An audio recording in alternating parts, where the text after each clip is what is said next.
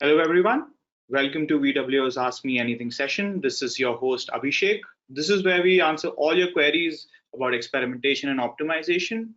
These AMAs are really a great opportunity for you to interact with our VWO experts and get any of your questions and queries answered and get better at optimization. Today on our panel, we are joined by two experts, Diksha from our optimization team and Anshul from our product team. Our panelists will guide you to create the best experiences possible for your visitors while still converting them.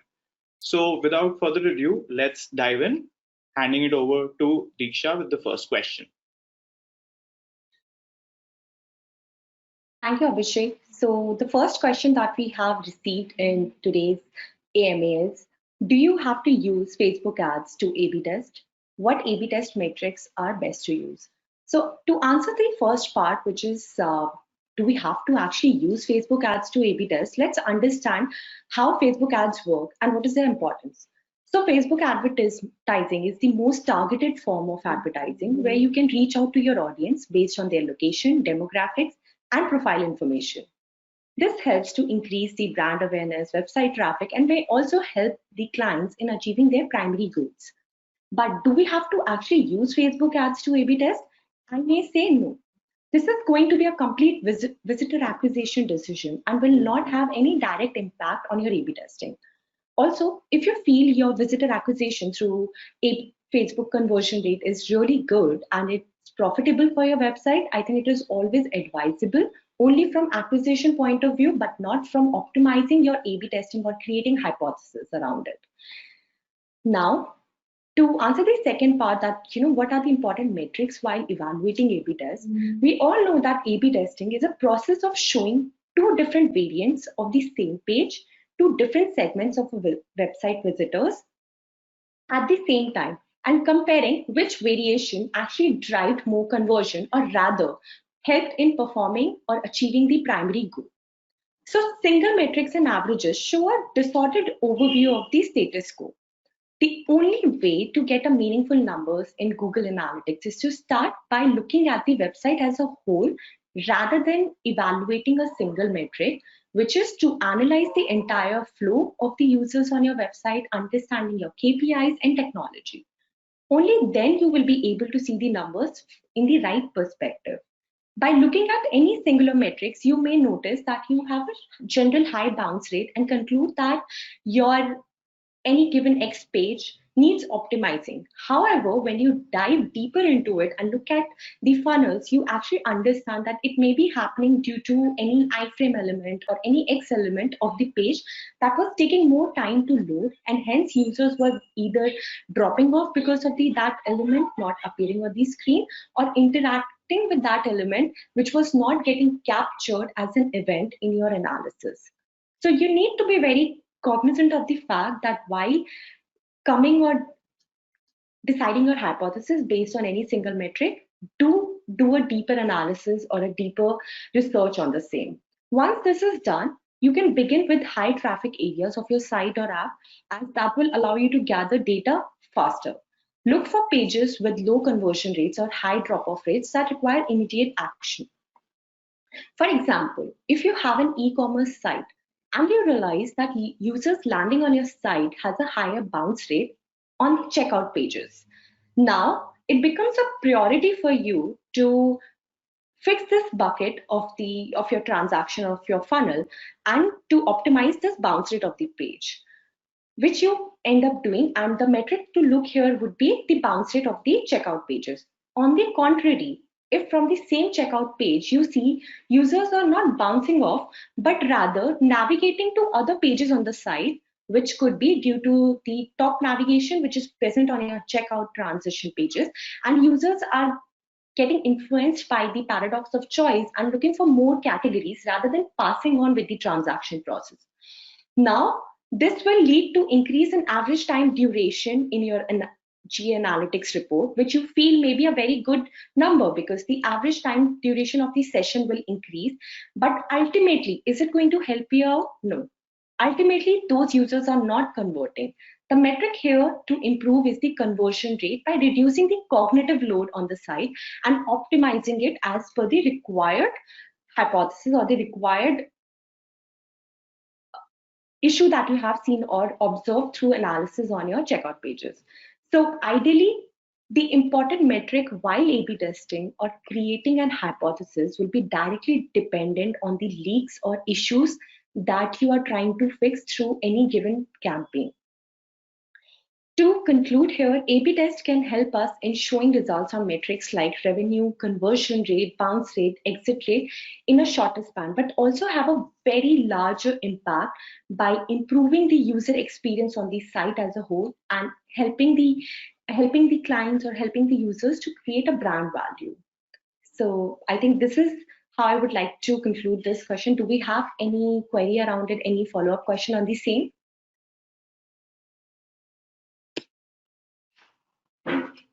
Thank you, Diksha. I'll now open the forum to our audience to raise their hands and ask follow-up questions or bounce off on any other idea that is related to the current query before we move on to the next question.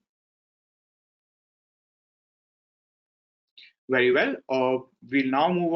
I'll now hand over the forum to Anshul. And Anshul, this time we've got a very interesting question. Here we go.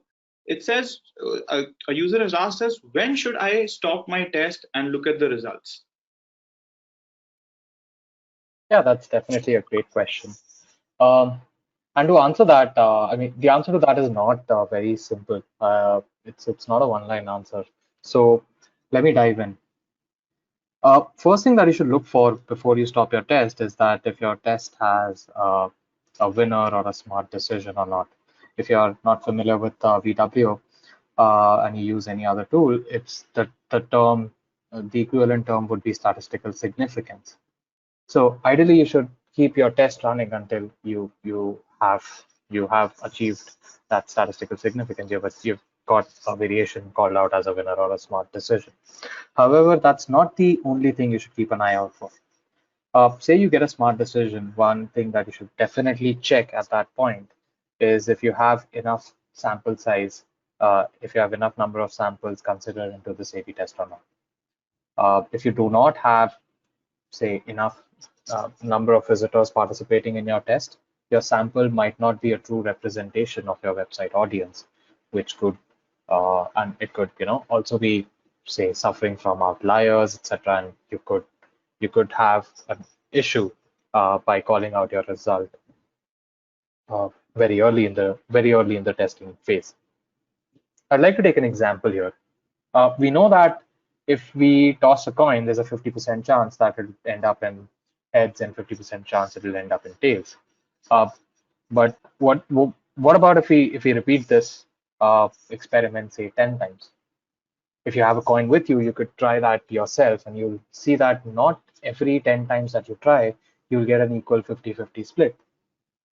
You can actually record that on a piece of paper and see that this number can vary. It could be 60-40 leaning towards heads or 60-40 leaning towards tails. It could be even 70-30 and so on. However, when you repeat this multiple times, say 5 or 10 times, you would have 100 coin tosses and you'll have data for that. Now, if you add up the data, you would see that it's much more closer to 50-50 than it was when you started out and when you tossed the coin for the first 10 times. This tells you that over time, when you have more numbers in your test, when you have more samples in your test, you actually are able to filter out all the outliers, and the conversion rates for different variations would converge to where they truly lie, and hence you'll be able to make a better decision from your test. Now, I've spoken a lot about that should have enough number of sample size, but what does that actually mean? That means that you need to, before you start the test, before you go ahead and make it live, you need to know, you need to set an expectation of how many samples would you want to be in the test. There's a simple way to calculate that, and very fortunately, it's very, very simple. You can just log on to VWO.com, head over to the resources tab from our top navigation. Under there, you will find a section free tools, and you'll see a sample size calculator. A/B testing duration calculator. Now, this A/B testing duration calculator will ask you, what is the estimated existing conversion rate? Say you enter a value 10%.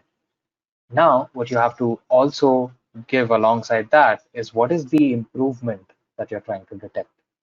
Say you're trying to detect a 5% improvement, uh, and beyond that, you have two variations, and you have a 10,000 visitors coming in daily on your on the pages where the test is running, and including 100% traffic on your uh, in your test.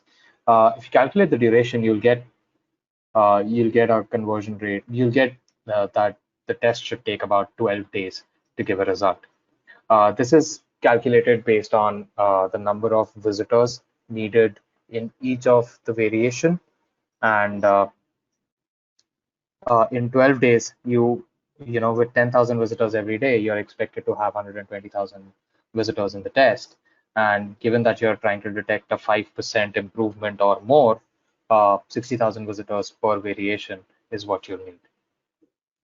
So in this manner, you can very easily identify what is the number of uh, what sample size should you consider, and you should wait for. There are a few very important things that you should always follow. You should try to follow as many times as you can.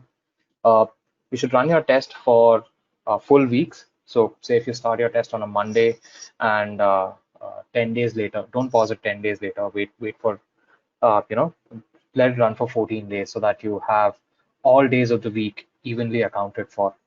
This would ensure that if you have any kind of variation in your traffic, you know, if the traffic on Mondays and Tuesdays is different from that on the weekends, uh, all of those will not affect your test, and you'll balance that out.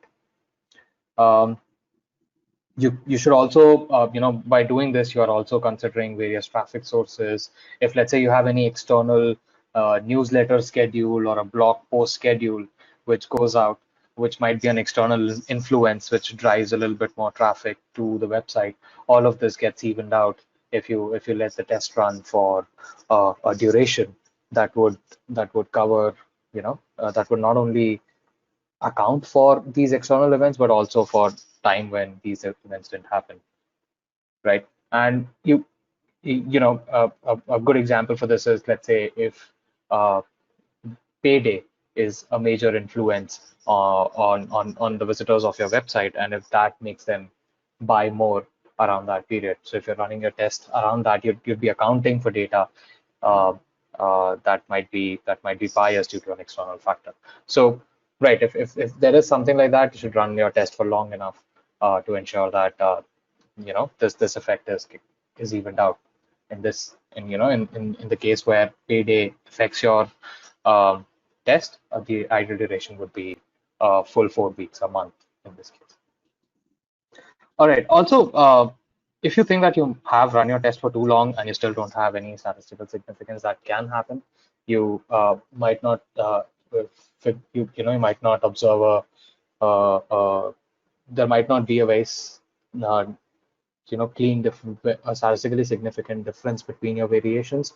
And you should again take a look at the samples, number of samples included in your test, and decide if you want to end it based on that. So to recap, check if you have a winner or a smart decision in your test. Check if you have enough number of samples included in your test. Uh, ensure that you're running the test for appropriate length of time, and avoid any kind of you know, suggestions that you may get. Suggestions on the lines of, you know, you should at least wait for 10 conversions per variations, or uh, at least include 10,000 visitors in your test. There's no magic number. There's nothing like that. Use a duration calculator, estimate the sample yourself, and run the test. Okay. Does anyone have any questions? Any follow-up questions on this?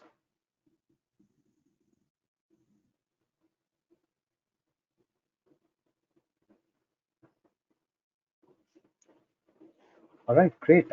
I'm just back to Abhishek. Sure. Thanks, Anshul, for the detailed explanation to this question, which was most definitely a very uh, vital question for every good experimenter should know. Now, handing it over back to Diksha with our third and final question for the day. Diksha, the question is how to do A/B testing with low traffic websites. Now, this is also another interesting question and how to sort of best tackle it. Please, handing it over to you. Thank you, Abhishek. Not only this is one of the very interesting and question to answer, but this is also something that we get to hear a lot. We have so many clients who comes back to us and say that we have low traffic. Do we really need to A/B test? How can we benefit with A/B testing when we have such low traffic? So before directly jumping on it, let's understand what does low traffic really mean? How much traffic does it refer to? On a rough basis, if your website gets less than 5 to 10 conversions per week, you have a low traffic website. Says famous conversion expert Grant Essenberg. He also adds that you should run a test for a maximum of 6 weeks, and if that doesn't show you much difference in results, you're probably not testing something that's influencing visitors' behavior. So setting stage, I think things to remember while you're A/B testing on a website with low traffic, or what are the important key metrics to keep in mind before creating your hypothesis for A/B testing on a low traffic are as follow. First thing is that you need to be very cognizant, track micro conversions instead of macro conversions. What does it mean? It means that, say for example, if your website's macro conversion is the users converting with you, which is the converting the final sale process, product sale, or these signups are the ultimate goals. But these macro conversions are relatively harder to come by. Rather, evaluating how many clicks happened on the CTA or how many users landing on a form page can, or a thank you page, it is more important for us to analyze the micro conversions here, which could be if on a pricing page you made a couple of changes, and if you can measure the number of clicks, if the clicks on the pricing page which was taking user to a form page has improved or not, that micro funnel conversion can actually help us in optimizing a website with low traffic and keeps on creating the campaigns further. Now, test something that has high impact. What does it mean? It means that understand the leaky buckets of your site and spend good amount of time in researching the user flow through your analytical tool and behavioral pattern of the users. Sometimes it's not necessary to test something big. You have to do a huge change or complete redesigning of a web page. Even small changes have a large impact on conversion rates. The key for such results is testing something that has high impact on customer side, something that can influence their decision and can help you in achieving these significant results. You need to come up with the problem areas of your site. You need to spend a good amount of time not only researching, in going through several recordings or going through the feedbacks that you have received in the past, that maybe even if in a year you have received 5 to 7 valuable feedbacks from the users that they're facing problem during the flow, or they were not able to perform a certain action on your site. You should take it very seriously. Websites with low traffic conversion should also run surveys around it to understand and get and encourage users who are a part of your site to provide you feedback, then how you can improve it even better for them. The last point would be to test radical changes on your site. Yes, I'll start this with an example. Say when you go out for shopping and your customers, if you ask your if the shopkeeper asks you to choose between a red apple and a green apple, it would be difficult for you to say which one you want to buy. You'll need a huge, you'll spend a lot of time and you may be confused. But at the same time, if you have to make a choice or a decision between an apple and an orange, it would be easy for you to pick one. Similarly, the case happens. So drastic changes makes it easy to conclude the results quickly. That is, if a user lands on your site and sees the complete redesign of the page, they maybe get impressed a lot and perform the certain action on the site, or may completely get shocked or did not like the design and bounce off. So this do have a drawback here, but the drawback to the test is that it is difficult to get any learnings from them. You cannot know what changes increases or decreases the conversion rate, or what was the exact reason that a user actually converted with you or a user did not convert with you. How are you going to overcome this drawback? It is the post analysis of the campaign report, the post analysis of the campaign, which is going through your reports in a detailed form.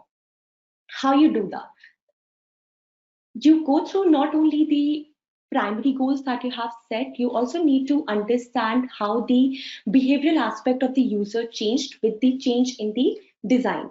So you need to analyze how the clicks have got distributed throughout the page as compared to control versus variation. Through recordings, you will be able to understand the user navigational flow. With the help of GA, you can understand what was the average time spent on the page, what was the user flow. So say, for example, if you did a complete redesign of the pricing page, go through the user navigation flow in the GA, see how users navigated earlier before the change or when they became a part of the control, how they navigated from pricing page, and how they navigated after the change, after becoming a part of the variation, how they navigated from there. How much bounce rate did your variation helped us in improving the bounce rate, exit rate of the site? Looking at all these metrics and the post analysis of the changes will help you in overcoming this drawback. Now, this way, even when you're changing multiple elements, you will understand more about the customer motivations, which will further help you in your CRO efforts. You will get the results sooner, and you will also be able to understand your customers better. The crux is to not be hesitant of testing just because your site has low traffic. Rather, modify the testing technique and optimize your site further for the better user experience. If please feel free to ask your queries or concerns regarding to this question. Thank you, Diksha, for the lovely detailed answer. I'll now open the forum for questions, if any.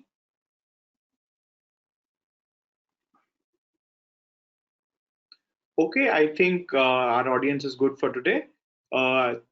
Thank you, Diksha and Anshul, for addressing our customers' queries. I encourage all our participants to keep submitting our questions and discussing new ideas in these sessions to improve your optimization skills.